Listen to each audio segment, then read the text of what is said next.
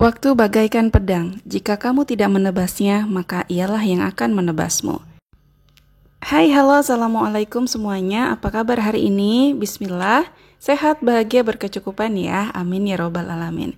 Untuk yang baru gabung, saya ucapkan selamat datang, salam kenal dengan saya Maya, dan selamat bergabung. Bagi teman-teman yang sudah bantu subscribe dan share video-video saya ucapkan banyak terima kasih. Semoga kita semua selalu dalam keberkahan. Amin. Orang yang merugi itu bukan orang yang dagang, nggak semuanya laku. Bukan yang nggak dapat door prize, bukan yang nggak dapat diskon, bukan juga yang nggak dapat hadiah dari Ciki.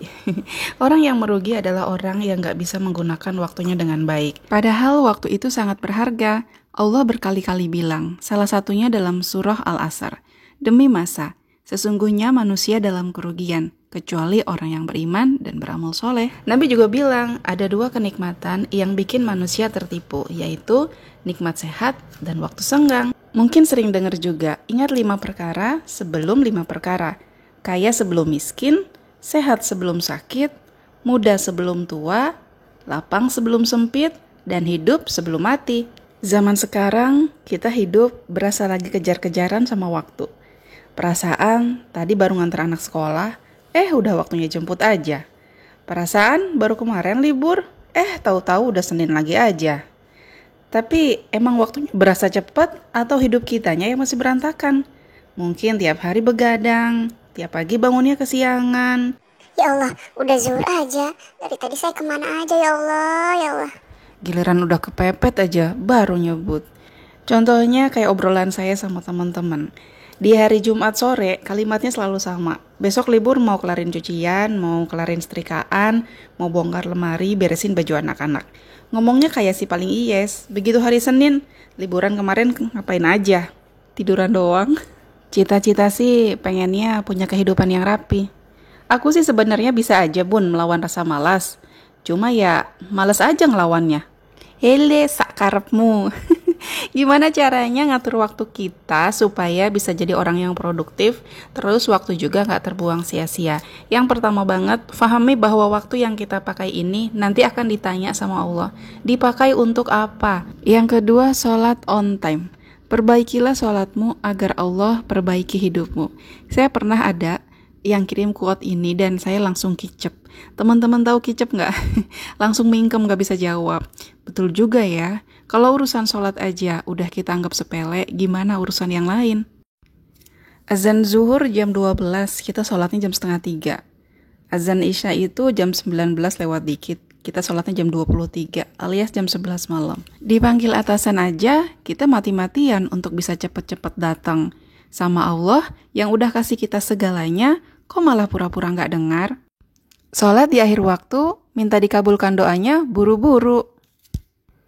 Sholat tepat waktu itu, hati kita lebih tenang, bisa jadi latihan untuk belajar disiplin dan tanggung jawab. Nah, siapa tahu ini akan mempermudah kita untuk mengatur tugas-tugas harian kita yang lain. Berikutnya, introspeksi diri. Latihan menilai, kegiatan kita sehari-hari itu seperti apa? Banyak digunakan untuk hal yang berguna atau sebaliknya. Jujur-jujuran aja, 4 jam beberes rumah. Misalnya ya, 5 jam megang HP, 2 jam nongkrong di rumah tetangga, setengah jam untuk sholat, ngaji dan lain-lain. 5 menit buat ngobrol sama anak, 5 menit lagi nemenin anak belajar. Coba kasih tanda merah tuh, mana yang kira-kira kayaknya ini sebenarnya gak produktif deh. Terus kasih tanda hijau yang sekiranya itu udah bagus, memang udah tepat penggunaan waktunya. Tinggal dilihat warna mana yang lebih banyak. Ada yang perlu diperbaiki nggak dari itu semua? Kalau tidur siang itu berarti masuknya zona merah atau hijau bun. Tergantung ya tidur siangnya berapa jam dulu. Kalau 5 jam ya pasti merah. Tidur siang itu 1 jam cukup insya Allah ya. Bagusnya sih sekitar jam 11-an lah sebelum zuhur. Azan zuhur bangun terus sholat. Jangan tidur habis asar ya teman-teman, karena itu bahaya, bikin cepet pikun, terus bikin jadi darah tinggi ya, hipertensi. Waktu masih kecil jangan salah, saya pernah ngalamin kepikunan tuh, waktu tidur habis asar. Pas bangun kaget langsung mandi dan pakai seragam, kirain kesiangan, ternyata azan maghrib. Untuk menjalani hidup, kita dikasih modal yang sama Allah, satu harinya 24 jam. Kalau kita mau bagi 3, 8 jamnya kita udah pakai untuk tidur, 8 jamnya lagi katakan kita gunakan untuk bekerja ya. Mau itu bekerja di rumah atau di luar rumah. Nah, sisa 8 jamnya ini pergi kemana ya? Jangan-jangan dipakai untuk nonton, scroll media sosial, atau mungkin dipakai untuk teleponan sama teman sampai berjam-jam. Nah, PR kita tuh nyari yang 8 jamnya pergi kemana. Poin keempat, tidurlah lebih awal. Kalau kita tidurnya nggak terlalu malam, insya Allah deh bangun jam 3 atau mungkin jam 4 pagi tuh nggak akan susah. Tapi kalau misalnya tidurnya jam 11, jam 12 malam, kita masih megang handphone, masih duduk di depan TV, alamat bangun kesiangan dan nggak produktif besok paginya. Karena apa? Karena ngantuk, badannya nggak enak gitu kan. Ada orang-orang yang memang terpaksa harus begadang, kayak misalnya mungkin lagi ada anggota keluarganya yang sakit atau baru punya bayi, atau mungkin ada teman-teman yang kerjanya shift-shiftan ya, kayak pabrik atau mungkin ada nakes ya, perawat. Semoga teman-teman diberi kesehatan dan fisik yang kuat ya. Intinya kita harus bisa otak-atik waktunya. Kalau memang tidur malam itu tidak memungkinkan, berarti begitu pulang ke rumah harus istirahat dan tidur ya, bukan malah punya acara lain, warawiri kesana kemari. Dan jangan lupa makanannya juga harus dijaga. Yang kelima, buat rencana harian. Memang sih orang tuh ada tipenya beda-beda ya. Ada yang punya prinsip hidup tuh ngalir aja lah kayak air katanya. Kayak air. Berarti kita daun keringnya ya, ikut aja mau dibawa nyangkut di mana kayak ikut pokoknya. Ada juga yang saya pengen hidup saya tertata rapi supaya hidupnya tuh enak, nyaman gitu. Kalau kita baru mau memulai dan kita memang kemarin-kemarin tuh selalu gagal bisa hidupnya rapi, tertata, berarti kita harus bikin kayak rencana harian gitu. Boleh di mana aja, mau ditulis di handphone. Sekarang kan banyak aplikasi ya. Saya malah menggunakan sisa buku pelajaran anak saya tahun kemarin. Nggak saya robek-robek supaya nggak berantakan ya. Jadi saya lanjut aja langsung nulis di buku tersebut. Kalau teman-teman punya kalender dinding, belakangnya kan kosong tuh, bisa tuh dipotong-potong, bisa untuk catatan. Intinya kita tulis apa aja yang mau kita selesaikan hari itu. Misalnya jam 4 sampai jam 5.15 tahajud, mandi, sholat subuh, ngaji. Jam 5.15 sampai jam 7 bikin sarapan antar anak sekolah. Jam 7 sampai jam 9 cuci baju. Jam 9 sampai jam 10 ngepel, jam 10 sampai jam 11 mandi dan sholat duha. Lalu jam 11 sampai jam 12 bikin masakan untuk makan siang anak-anak dan seterusnya. Kalau saya biasanya di samping kanannya atau kirinya tuh bikin kotak-kotak. Kan itu misalnya ada nyuci gitu ya. Kanan atau kirinya tuh kita bikin kotak kecil, kalau udah selesai kita checklist. Jadi semakin banyak kotak yang udah kita checklist, kita tuh makin akan ngerasa tambah semangat gitu. Oh, target saya nih ada 6 pekerjaan nih hari ini. Ini udah saya checklist ada 3, berarti 3 lagi. Itu makin akan tambah semangat dan akan kelihatan gitu. Oh iya, ternyata kerjaan saya tuh memang banyak ya gitu. Di awal-awal mungkin kita akan ngerasa, kayaknya aneh banget sih, lebay banget ya, ribet kalau dibikin kayak begini gitu. Tapi lama-lama ketika kita udah ngerasa bahwa oh ada perubahan nih, kehidupan saya sehari-hari ternyata lebih produktif, banyak waktu yang saya gunakan untuk hal-hal yang positif, nanti kita akan ketagihan. Meskipun mungkin kita nanti udah gak butuh buku lagi, udah gak butuh bikin note di aplikasi lagi ya, udah secara udah otomatis karena udah jadi habit, udah jadi kebiasaan. Jadi gerakan tangan kaki kita tuh udah otomatis. Supaya waktunya gak terbuang sia-sia, kita juga harus cari tahu mana yang jadi prioritas kita sama keluarga. Sebagai ibu bekerja, contohnya waktu yang saya punya itu sama anak-anak cuma dari maghrib sampai malam sekitar jam 9-an. Itu pun jarang-jarang, karena biasanya habis isya juga kadang-kadang udah tidur.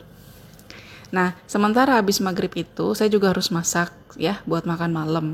Tapi saya juga pengen nemenin anak belajar, nemenin anak ngaji.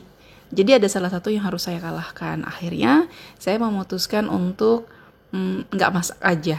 Jadi beli lauknya di luar, masak nasinya di rumah. Supaya tetap bisa makan malam dan juga tetap bisa dapetin momen sama anak. Tapi untuk menentukan prioritas harus disesuaikan dengan kondisi keluarga masing-masing. Jangan nanti ada yang bilang, itu yang kemarin aku lihat di YouTube, dia nggak masak, kan lebih penting nemenin anak belajar daripada masak. Jangan gitu atuh. Poin terakhir, kurangi keakraban dengan media sosial. Siapa yang di sini sehari bisa ngabisin mungkin 5-6 jam bahkan lebih untuk scroll media sosial. Yuk diubah yuk. Kita itu hidup di dunia nyata, jangan terlalu nyaman hidup di dunia maya. Bawa nama saya ya. Media sosial itu bagus-bagus aja ya. Dia tuh kayak pisau lah. Kalau pisau itu kalau kita gunakan untuk motong sayuran, untuk ngupas buah, mempermudah hidup kita ya. Tapi kalau kita pakai untuk nusuk orang, nikam orang, ya itu akan mempersulit hidup kita. Begitu juga dengan apa-apa yang muncul di media sosial. Kalau ilmu kayak misalnya resep masakan atau mungkin tentang parenting, tentang psikologi, tentang agama, itu kita dapat masukan atau inputan yang bagus ya. Yang mungkin itu akan membuat kita tuh berkembang ke arah yang lebih baik. Tapi kalau yang kita tonton itu tentang kehidupan seseorang kayak misalnya artis atau mungkin pengusaha atau entah pejabat, yang ada kita cuma gosip, cuma ngotorin hati, buang-buang waktu. Bukannya nambah ilmu, malah nambah dosa. Semakin banyak kita belajar, semakin sadar betapa banyak hal yang belum kita tahu. Jadi, jangankan sibuk ngurusin gosip hidup orang lain, ngurusin diri sendiri aja masih banyak kurangnya. Dan kita nggak pernah tahu kapan kita dijemput untuk pulang. Kita nggak kekurangan waktu. Kita cuma kurang sadar dengan apa yang sudah kita buang-buang selama ini. Kalau saat ini ada yang merasa, iya ya, aku juga pengen deh rapiin hidup aku. Yuk, kita usahakan bareng-bareng, karena masa lalu tidak akan pernah terulang. Dan masa depan yang kita khawatirkan belum tentu jadi milik kita. Maka nikmati dan gunakan waktu saat ini sebaik mungkin. Kalau ada yang mau menambahkan, silahkan ditulis di kolom komen ya, supaya kita bisa sama-sama jadi lebih baik. Setiap detik adalah hadiah. Maksimalkan hadiah ini, bergerak dan lakukan yang terbaik.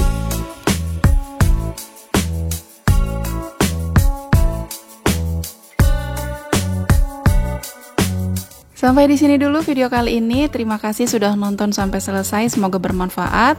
Jangan lupa like, komen, dan subscribe bagi yang belum. Teras Kamaya pamit undur diri. Assalamualaikum warahmatullahi wabarakatuh.